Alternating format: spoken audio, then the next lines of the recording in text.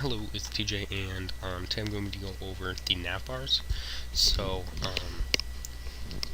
in order to get started, you're going to go ahead and type in div class of navbar inverse, navbar fixed top.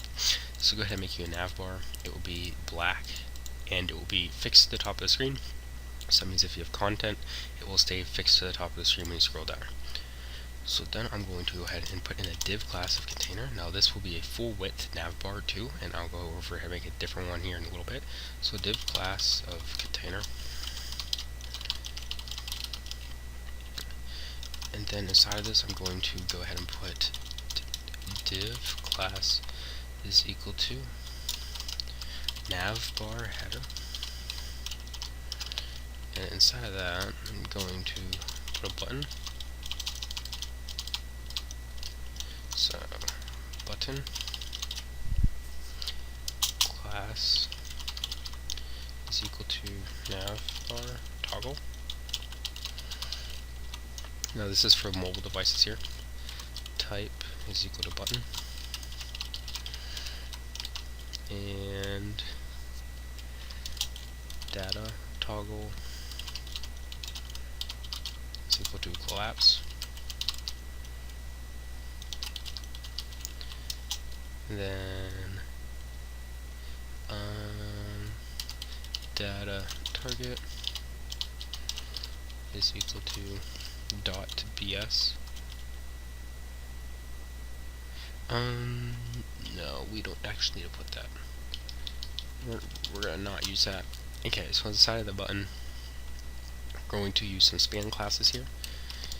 So span class is equal to SR only, and we'll go ahead and put toggle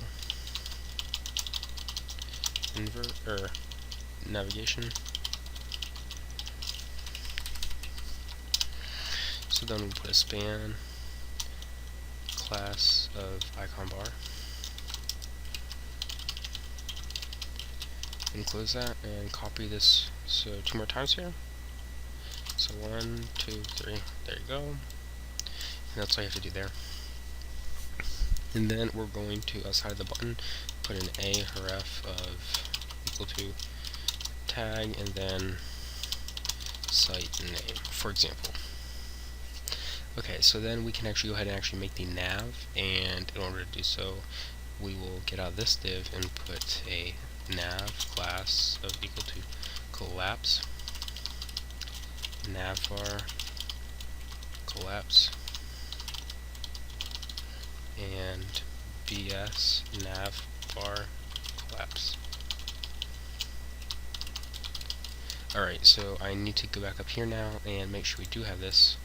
So we are going to have to enter this, so it's going to be data target is equal to period and then that, since this is a class. Alright, so back down here, we need to get rid of that. So back down here we'll go ahead and put a role of navigation. So I'll get out of that and go ahead and start making my nav bar here. So I'll put a UL class is equal to nav bar nav. Alright, so now we can go ahead and let's look here. I'm going to put a li class of active, since this is the page we're on. So a ref is equal to $, and close that out and put home. Alright, and then you can also do one that's not active, so we'll do that.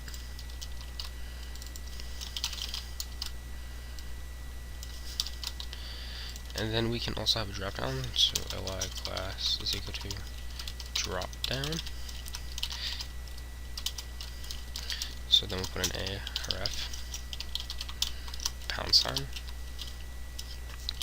class is equal to drop down toggle, and then data toggle is equal to drop down, and then you'll go ahead and drop down. and then we can put a B class of caret.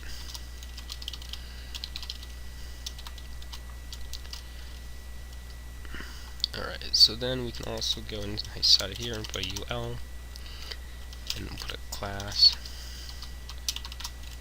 of drop down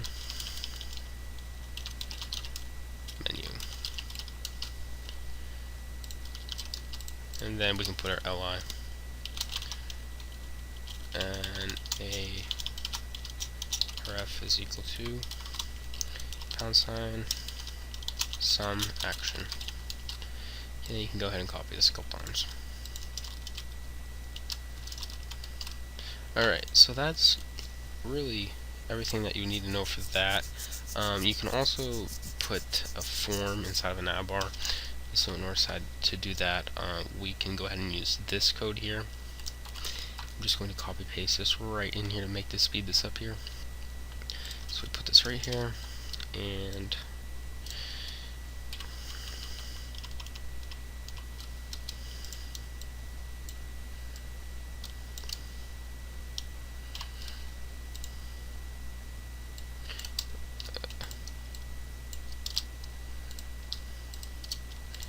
okay, that would work.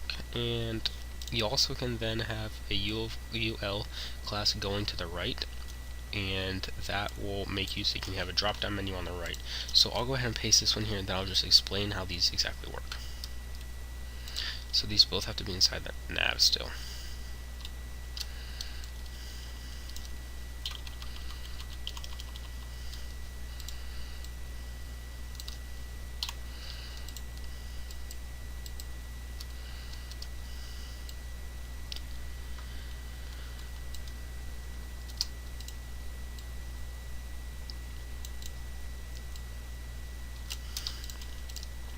Alright, so now I'm going to go ahead and explain this. So what we got going on here is we're explaining a navbar. So a navbar is going to be black, and it's going to be static to the top. So when you scroll down the page, it will always be to the top of the page, and it's like stuck to your browser. So once we got that down, we went ahead and defined a container inside of our navbar that will contain all the text, so it's in the middle of the page, and so it's a certain width. And so then we went ahead and made a navbar header. And what this will do is this will make it so when we are using a certain browser size, it will show a little thing that has 3 bars, and you can press on it and it will show the content of the actual navbar. So we went ahead and we defined a site name here inside of the navbar header, and you'll see that this will be bold, and bold-ish. It will be bigger than the other text.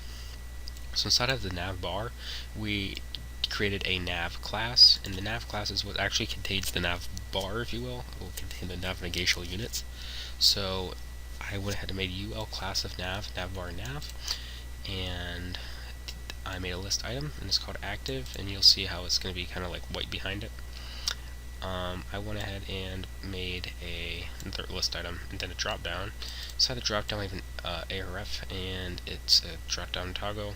Data toggle is going to be a drop down, so it's going to activate this drop down, basically.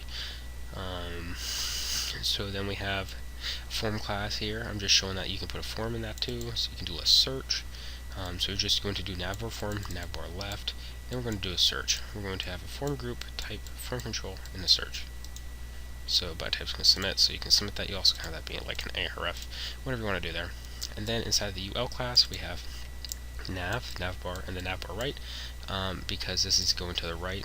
This will be on the right hand side of the page, and inside that we have a drop down which contains our drop down button that will activate this when activated.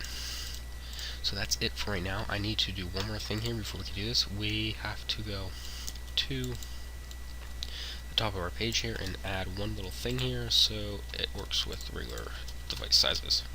Alright, so I'm going to go ahead and run this application here, well, this page.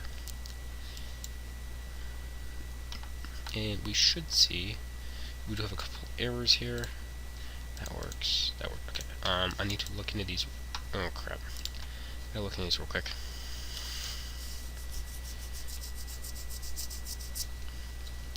Give me 1 second. It did not like that, for one. So we gotta have a class here. That's what I did wrong. Is equal to navbar and then brand. Okay, so that will fix that issue. And we have another one I noticed. I gotta find it. Right here. Alright, so now I'm going to rerun this here. Alright, and then you can see we actually have a working navigational system. And really everything's working with that. So now we also can create one of these nav bars that are actually going to be only a certain width of the page. Oh, and also is going to show when we make this smaller, we get the 3 buttons, which then show the nav bar. The 3 buttons, those 3 little dashes, are being created from icon bar. Okay, so now I was going to go ahead and show that you can also create these with inside the page. So you can go ahead and do a div class of row, and then div class is equal to call medium 12. Okay, and I want to also put this in a container.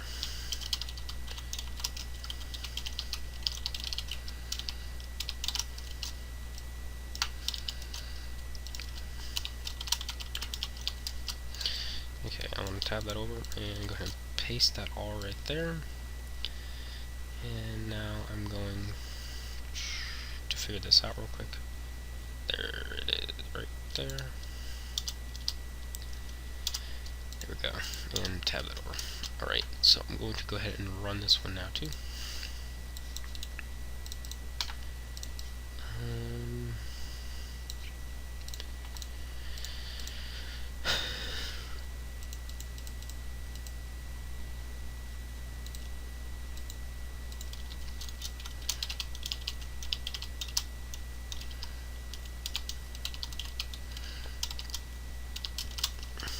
Okay, now let's see if this works.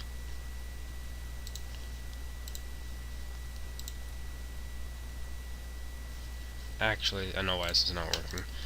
We need to make this so it's going to be navbar, but it cannot be navbar fixed top. That will not work at all. Alright, now you can see how it's working, and let's go ahead. I'm just using breaks here to make this go by quicker. Okay, reload. Now you can see it's kind of down here. And if you look, it's actually using the correct width. See, with a little bit of styling, you can fix that so it looks better. But you can have one that's the full width, but you can have one that's the normal width. And you can also change this out, so we could completely get rid of this.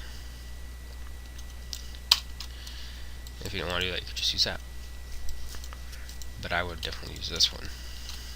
Okay, so let's see.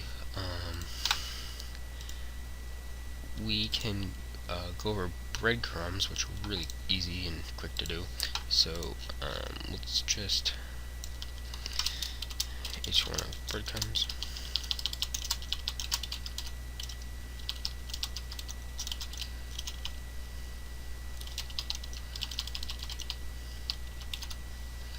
Alright, so with these, we can go ahead and do an OL class of breadcrumb,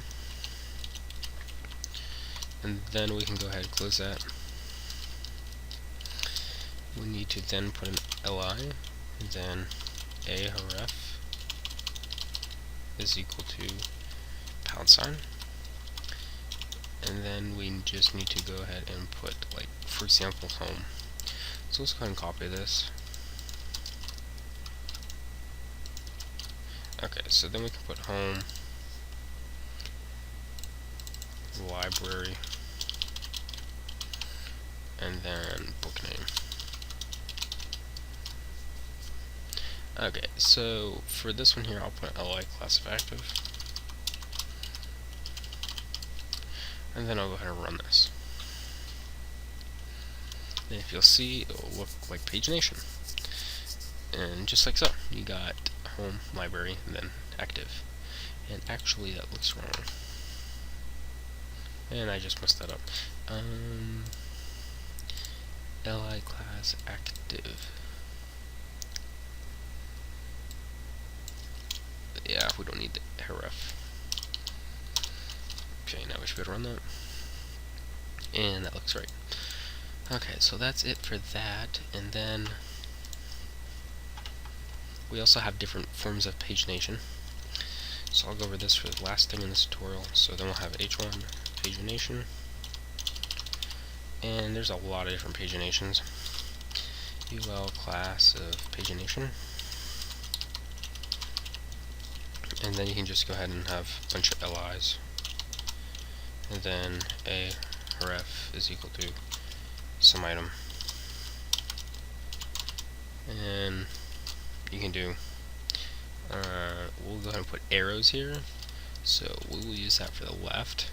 And then we'll just copy this a couple times. And put 1, 2, 3. And then we'll put RA. Okay, and now we should be able to run that.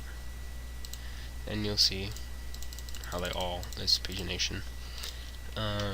You also can disable those. You can change the color of them. You can have active ones, disabled ones. I'll show an example of an active one. So just put a class of active.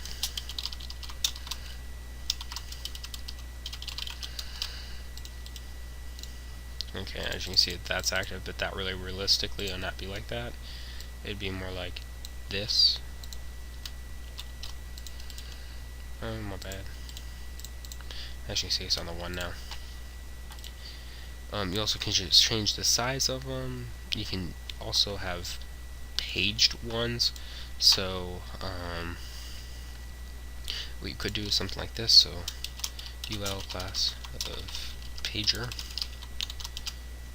And then, sorry about that. And then I can go ahead and put li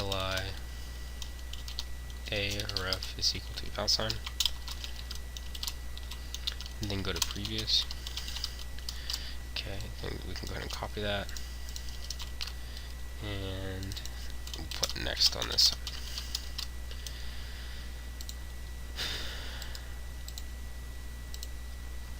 Okay, so you can kind of see that, how that would work. And then we also could, if we really want to get fancy here, we could do div class is equal to row, container,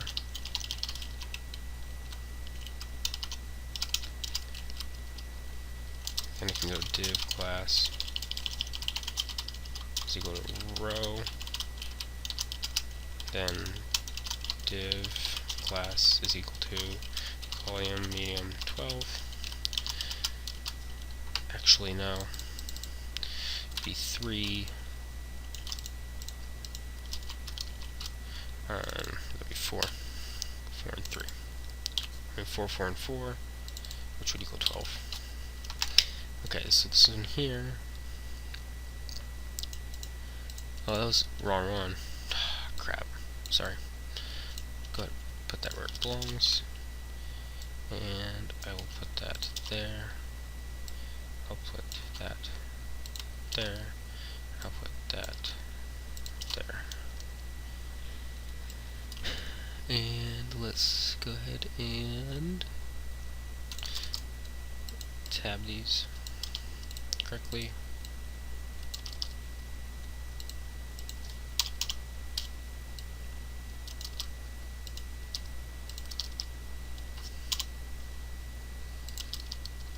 Okay, now we can kind of see, we kind of have something going correctly. It's still not exactly how I would have it. I'm not spending much time trying to organize these right now. That's not my main concern at the moment. Okay, so basically that's it for this tutorial. Thank you for tuning in, and check back next time.